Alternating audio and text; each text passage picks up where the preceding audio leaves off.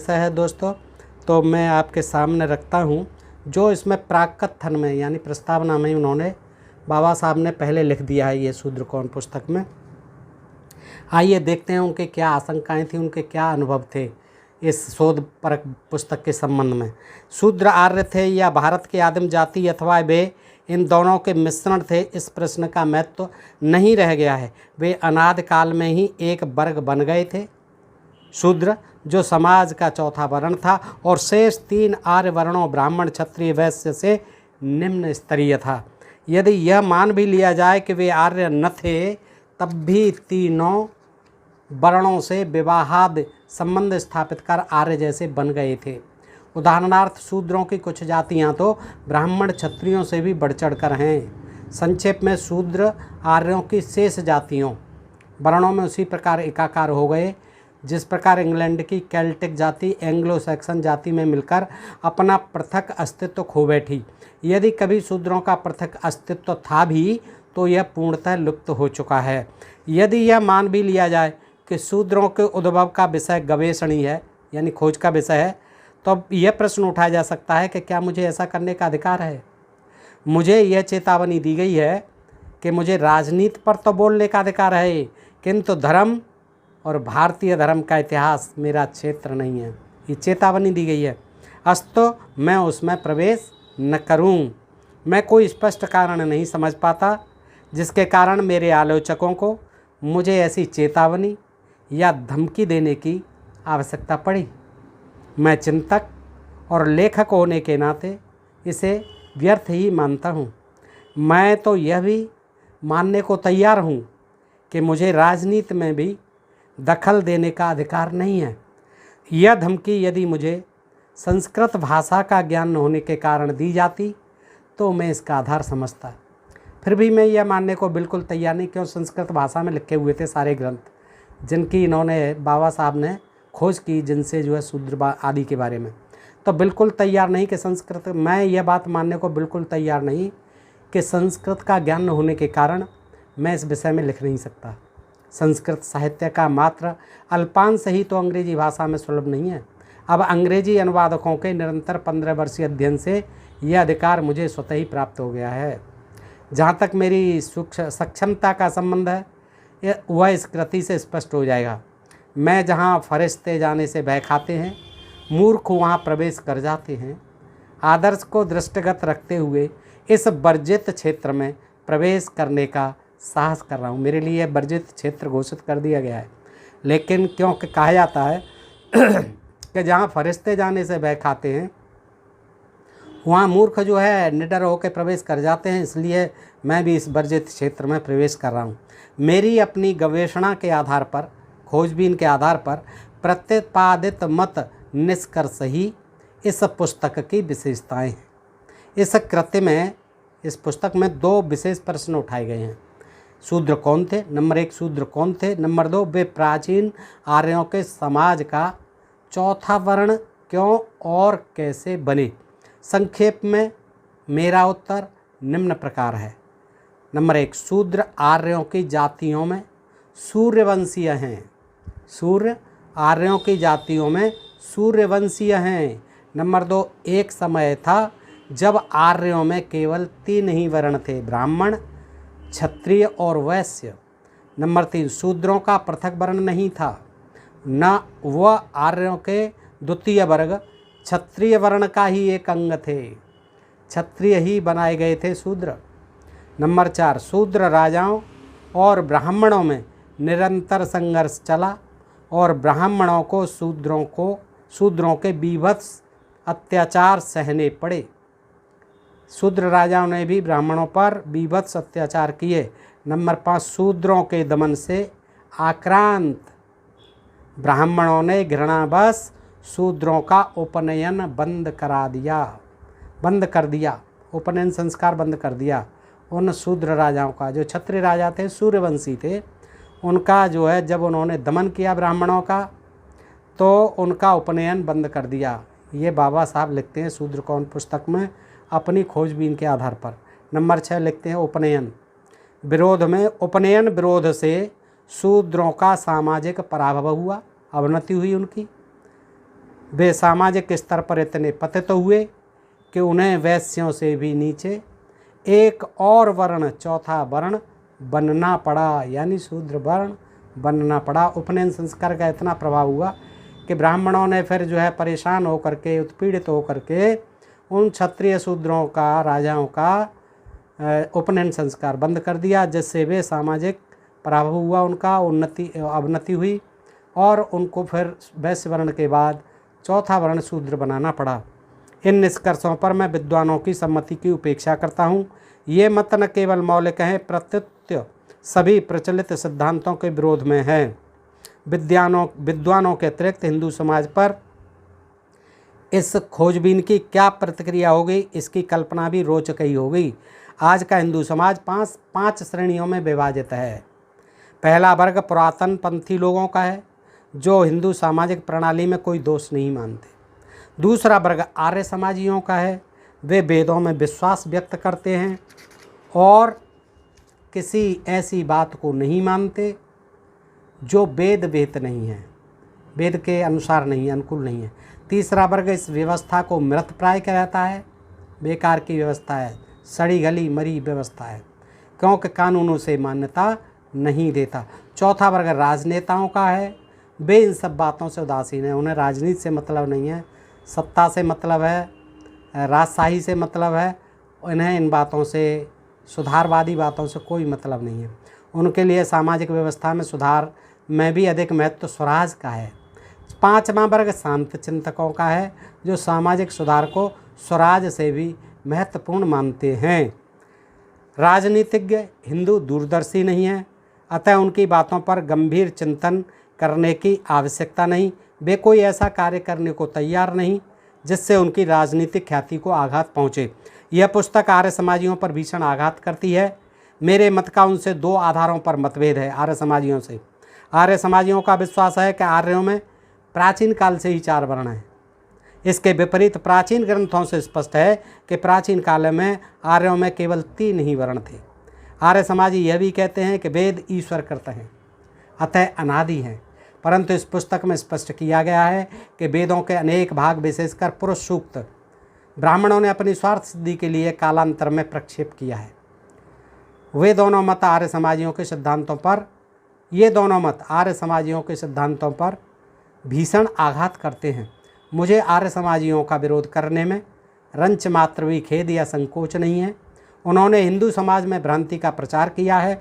वेदों के आधार पर स्थापित संस्थाएं भी वेदों की भांति ही अनादि, अनंत और अभ्रांत हैं और उनमें परिवर्तन या संशोधन की आवश्यकता नहीं है। ऐसे मत का प्रचार करना समाज का घृणिततम अहित है।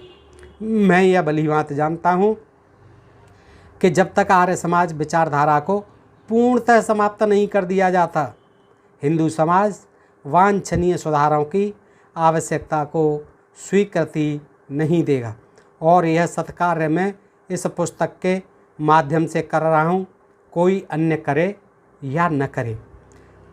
वर्षों से, अब ये अपना अनुभव बताते हैं दोस्तों, कि वर्षों से मैं कट्टर हिंदुओं से संघर्ष करता चला रहा हूँ, अतः मैं जानता हूँ कि वे क्या कहेंगे। एक नम्र और सीधा साधा हिंदू जब उसके धार्मिक ग्रंथों की आलोचना की जाती है, हिंसक क्यों हो उठता है, यह तथ्य मैं आज तक नहीं समझ पाया। इसका पता मुझे पहली बार तब चला जब गत वर्ष मेरे मद्रास भाषण से क्रोधित हो उठे हिंदुओं ने अश्लील, अकथनीय और अमुद्रणीय गालियाँ और मेरे जीवन के लिए धमकी भरे पत्रों की मुझ पर बरसात की। पिछली बार तो उन्होंने मेरा पहला अपराध मानकर मुझे छोड़ दिया था, किंतु इस बार क्या कर बैठेंगे, ये पुस्तक जो लिख रहा हूँ मैं नहीं जानता। इस पुस्तक को पढ़ने से उनका आक्रोश और क्रोध और भड़क उठेगा, क्योंकि यह मेरे अपराध की पुनरावृत्ति मात्र ही नहीं है, प्रत्युत मेरे द्वारा प्रस्तुत धार्मिक ग्रंथों के उद्धरण एवं अध्याय उनके राजनीतिक हितों, जातिगत पक्षपात और स्वार्थों पर भीषण आघात करते हैं। मैं उनकी धमकियों से भयभीत नहीं हूँ। मैं यह अच्छी तरह जानता हूँ कि उन्होंने अपने धर्म को व्यवसाय बना रखा है। उन जैसा स्वार्थी विश्व में कहीं भी नहीं है। उन्होंने अपनी जाति के स्वार्थों की सिद्धि के लिए अपने ज्ञान का दुरुपयोग किया है। क्या यह आश्चर्य का विषय नहीं कि इन तथाकथित पतित पावन ग्रंथों के प्रावधानों के विरुद्ध आह्वान करने वाले व्यक्ति पर कट्टर हिंदुओं के पागल कुत्ते टूट पड़ते हैं और तथाकथित लब्ध प्रतिष्ठित निष्पक्ष कहलाने वाले हिंदू विद्वान उनका साथ देते हैं। यहाँ तक कि उच्च न्यायालयों के हिंदू न्यायाधीश और भारतीय राज्यों के हिंदू प्रधानमंत्री भी इन तत्वों का साथ देने में संकोच नहीं करते। वे मात्र गर्जना तक ही अग्रणीय नहीं रहते, आक्रमण में भी साथ देते हैं। उनका विचार है कि उनका सामाजिक उच्च स्तर कट्टरता के विरोध में उठने वाले किसी भी स्वर को दबाने के लिए यथेष्ट है, उचित है। यह अत्याचार का सीमाक्रमण नहीं तो और क्या है। मैं उन सुशील सज्जनों को बता देना चाहता हूँ कि मैं उनकी धमकियों से अपने निश्चय से नहीं हटूँगा। वे संभवतः डॉक्टर जॉनसन के इस कथन से अनभिज्ञ हैं कि मैं दुष्टों के भय से छली चोर को पकड़ने से बाज नहीं आऊँगा। मैं डॉक्टर जॉनसन की भांति ही चाहे कुछ भी क्यों न हो ऐतिहासिक सत्य सिद्धांतों का अनुगमन करते हुए उन धार्मिक ग्रंथों की पोल खोलता रहूँगा जिनके कारण देश और समाज का पतन पराभव हुआ है।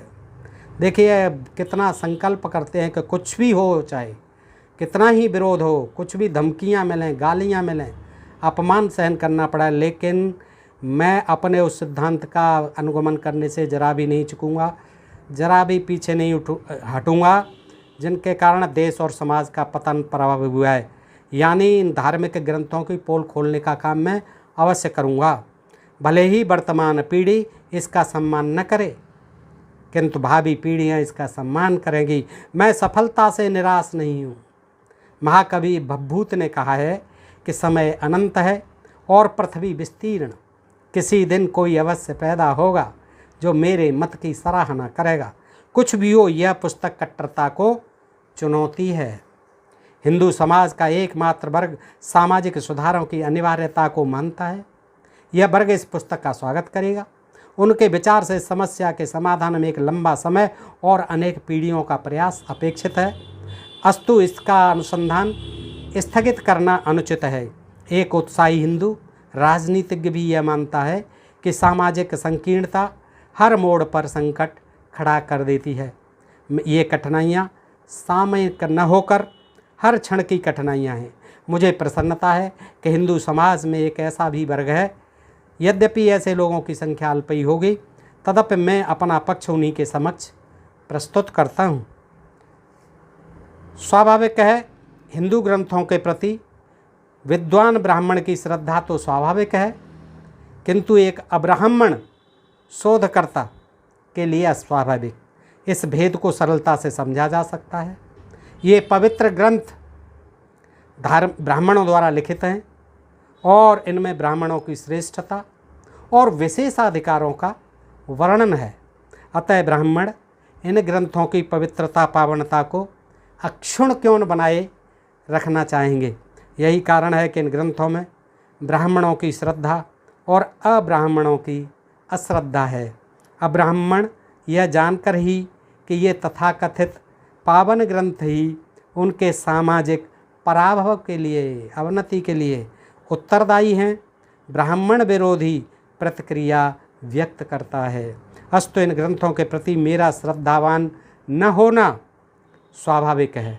यदि यह तथ्य दृष्टिगत रखा जाए कि मैं अब्राह्मण हूँ, अब्राह्मण ही नहीं अछूत हूँ, दूसरे शब्दों में यह कहा जा सकता है कि इन ग्रंथों के प्रति मेरी घृणा किसी अन्य अब्राह्मण से कम नहीं है। इन पुनीत पावन ग्रंथों के प्रति ब्राह्मणों की श्रद्धा और अब्राह्मणों की स्वाभाविक है, किंतु एक अब्राह्मण शोधकर्ता के लिए स्वाभाविक। इस भेद को सरलता से समझा जा सकता है। ये पवित्र ग्रंथ ब्राह्मणों द्वारा लिखित हैं और इनमें ब्राह्मणों की श्रेष्ठता और विशेषाधिकारों का वर्णन है। अतः ब्राह्मण इन ग्रंथों की पवित्रता पावनता को अक्षुण्ण क्यों बनाए रखें। यही कारण है कि इन ग्रंथों में ब्राह्मणों की श्रद्धा और अब्राह्मणों की अश्रद्धा है। अब्राह्मण यह जानकर ही कि ये तथाकथित पावन ग्रंथ ही उनके सामाजिक प्रभाव के लिए उत्तरदायी हैं, ब्राह्मण विरोधी प्रतिक्रिया व्यक्त करता है। अस्तु इन ग्रंथों के प्रति मेरा श्रद्धावान न होना स्वाभाविक है। यदि यह दृष्टिगत रखा जाए कि मैं अब्राह्मण हूँ, अब्राह्मण ही नहीं अछूत हूँ, दूसरे शब्दों में यह कहा जा सकता है कि इन ग्रंथों के प्रति मेरी घृणा किसी अन्य अब्राह्मण से कम नहीं है। इन पुनीत पावन ग्रंथों के प्रति ब्राह्मणों की श्रद्धा और अब्राह्मणों की श्रद्धा से अवगत हूँ। हिंदुओं के सामाजिक इतिहास की गवेषणा इन्हीं ग्रंथों पर निर्भर है। अतः इसके प्रति ब्राह्मणों की श्रद्धा और अब्राह्मणों की अश्रद्धा ऐतिहासिक सत्यानुसंधान में एक बहुत बड़ी बाधा है। फिर ब्राह्मण शोधकारों द्वारा ऐतिहासिक गवेषणा में की गई चालाकी भी प्रत्यक्ष स्पष्ट है, क्योंकि ब्राह्मण धर्म ग्रंथों को पुनीत पावन बनाए रखने में उनके दो स्वार्थ निहित हैं। इनको पावन पुनीत बनाए रखने में अपने धर्म ग्रंथों को दो स्वार्थ हैं। प्रथम तो यह कि ये ग्रंथ उनके पूर्वजों द्वारा, बाप दादाओं द्वारा, पुरखों द्वारा निर्मित हैं, सृजित हैं। अस्तु पितृभक्ति के कारण सत्यानंद करते हुए भी इनका समर्थन करते हैं। भले ही झूठ जानते हैं कि कल्पनाशील हैं, ये सारी बातें मिथ्या हैं, लेकिन क्योंकि उनके बाप दादाओं ने लिखे हैं इसलिए वो जो है सत्य का हनन होते हुए भी समर्थन करते हैं। दूसरा स्वार्थ यह है कि इन ग्रंथों में ब्राह्मणों को श्रेष्ठता एवं प्रभुता का समर्थन है। ब्राह्मणों ने लिखे हैं तो उनकी ब्राह्मणों की श्रेष्ठता और प्रभुता का समर्थन करते हैं ये सारे ग्रंथ। ये दो कारण हैं। इसलिए भी ब्राह्मण शोधकार ब्राह्मण की सत्ता की क्षति पहुंचाने वाले कृत्यों के प्रति सतर्क रहा है। वर्ण व्यवस्था से होने वाली स्वार्थ सिद्धि तथा वर्ण व्यवस्था का प्रतिष्ठाता उसके पूर्वजों का सम्मान बनाने वाले वर्ण व्यवस्था को, उनके पूर्वजों का सम्मान, सतत सतर्क ब्राह्मण गवेषणों को सत्यानुसंधान या सत्य भाषण से सत्य बोलने से या सत्य का अनुसंधान करने से विरत रखता है। ये भी उनका स्वार्थ है। काल निर्धारण तथा वंशावली खोज के अतिरिक्त अन्य अन्वेषण के क्षेत्र में ब्राह्मणों का योगदान नगण्य रहा है। अब्राह्मण शोधकार इन बंधनों से मुक्त हैं, उन्हें कोई स्वार्थ नहीं है। शोधकारों की इन दो श्रेणियों का भेद मात्र परिकल्पना नहीं है और यह पुस्तक से स्पष्ट हो जाएगा। यह इस पुस्तक से स्पष्ट हो जाएगा। पुस्तक में स्पष्ट दर्शाया गया है कि ब्राह्मणों ने शूद्रों के विरुद्ध क्या क्या षड्यंत्र रचे। क्या ब्राह्मण शोधकार ऐसा साहस कर सकता है? तो दोस्तों, ये जो है शूद्र कौन, इसके बारे में डॉक्टर BR अम्बेडकर जी ने अपने विचार रखे, मैंने आपके सामने रखे। दोस्तों, बताइए आपको ये विचार कैसे लगे। अगर अच्छे लगे हों तो अपने मित्रों को भी शेयर करें दोस्तों, और अपने प्रिय चैनल ढोल में पोल को सब्सक्राइब करते रहें। आज के लिए इतना ही, आगे फिर मिलते हैं ऐसे ही किसी प्रसंग के साथ अगले वीडियो में। तब तक के लिए आप सब मित्रों का हार्दिक आभार, नमस्कार, जय हिंद, जय भारत।